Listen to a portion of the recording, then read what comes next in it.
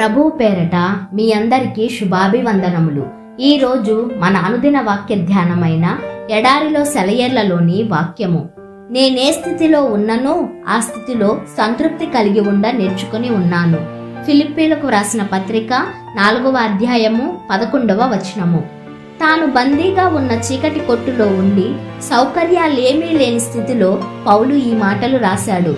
ఒక రాజుగారు ఒక రోజున తన తోటలోనికి వెళ్లి చూసేసరికి మొక్కలు చెట్లు అన్నీ వాడిపోయి ఎండిపోతూ ఉన్నాయట. గేటు దగ్గర నిలిచి ఉన్న మర్రి చెట్టుని రాజుగారు అడిగాడట, ఎందుకిలా అయిపోయావు అని. కొబ్బరి చెట్టు కంటే నేను పొడుగ్గా లేను కాబట్టి నాకు జీవితం మీద విరక్తి పుట్టింది అని చెప్పిందట ఆ వృక్షం. కొబ్బరి చెట్టు ఏమో తనకి ద్రాక్ష పళ్ళు కాయలేదని ఆత్మహత్యకి సిద్ధపడి ఉంది. ద్రాక్ష తీగేమో నిటారుగా నిలబడలేనే అని దిగులుతో కృషించిపోతున్నది. బంతి మొక్కేమో తన పూలకి సంపంగిలా వాసన లేదని నిరాహార దీక్షలో ఉంది. చివరికి ఒక చోట సన్నజాజి తీగ మాత్రం నిండుగా పచ్చగా కనుల విందుగా కనిపించింది.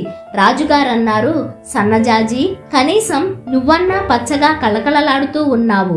ఈ తోటంతా నిస్పృహ చెందిన మొక్కలే కనిపించాయి.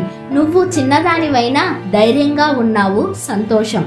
అప్పుడు సన్నజాజి అందంట, రాజా, మిగతా మొక్కలన్నీ తాము మరెవరిలాగానో లేమే అని బాధపడుతున్నాయి.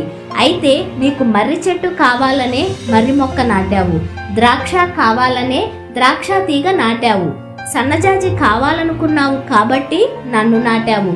అందుచేత నేను సన్నజాజిగానే ఉంటాను.